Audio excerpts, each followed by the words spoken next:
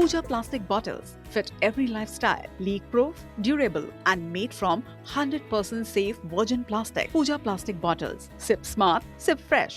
खबर ग्वालियर से, जहां पर ग्वालियर में माधवनगर रोड धंसने का मामला सामने आया और जिस पर अब निगम आयुक्त संघ पीए ने एक जांच कमेटी का गठन कर दिया है। 3 दिन में अब इसकी रिपोर्ट आएगी। 2 दिन पहले माधवनगर की जो रोड है वो धंस गई थी। 5 से 6 फीट का यहाँ पे गड्ढा हुआ था। तो देखिए, ऐसा कोई पहली मर्तबा नहीं हुआ कि ग्वालियर में कहीं की सड़क धंसी हुई हो। इससे पहले भी वीवीआईपी क्षेत्रों की सड़कें धंस गई थी। इस खबर को हम पिछले 1 साल से लगातार IBC 24 प्रमुखता के साथ दिखाता आ रहा है।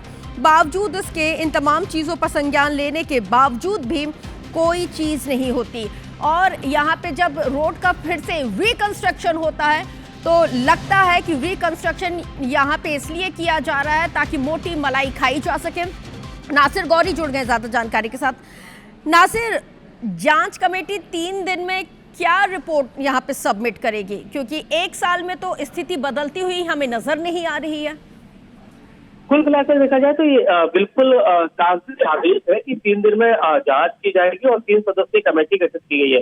इससे पहले भी देखा जाए तो पिछले साल लगभग 15 दिनों में 12 बार सड़क धंसी थी, जांच कमेटी गठित हुई थी, लेकिन जब जांच हुई तो उनको बहाल कर दिया गया। वो इससे भी बड़ा मामला था। तो सवाल यही है कि आखिर ये जो जांच कमेटी गठित की गई है, ये केवल जिस तरह से जो IBC 24 ने खबर दिखाई और बाकी जिस तरह से लोगों का जो गुस्सा था, तो उनके गुस्से को ये शांत करने के लिए ये फिलहाल नगर निगम ने जांच कमेटी है वो गठित की है। अब देखना नहीं, लेकिन नासिर, कब तक ये सब कुछ चलता रहेगा? ये सड़क तो बनती नहीं है, जांच कमेटी का कुछ निष्कर्ष निकलता नहीं है, लेकिन भ्रष्टाचार की जो परतें हैं वो परत दर परत चढ़ती ही जा रही है।